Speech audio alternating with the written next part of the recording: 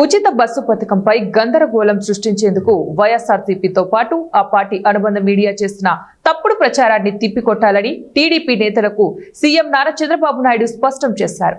ఆదివారం అమరావతిలో కూటమి ప్రభుత్వం అమలు చేసిన సూపర్ 6 పథకాల అమలు, ప్రజల స్పందనపై పార్టీ వర్గాలతో ముఖ్యమంత్రి నారా చంద్రబాబు నాయుడు సమీక్ష నిర్వహించారు. అదేవిధంగా స్త్రీ శక్తి పథకంలో భాగంగా మహిళలకు ఉచిత బస్సు పథకంపై అన్ని ప్రాంతాల్లోని ప్రజల నుంచి అద్భుత స్పందన లభిస్తోందని సీఎం చంద్రబాబుకు పార్టీ విభాగాలు వివరించాయి. ఈ నేపథ్యంలో సూపర్ 6 సూపర్ హిట్ తో వైసీపీ అంతర్మథనంలో పడిపోయిందని తెలిపారు.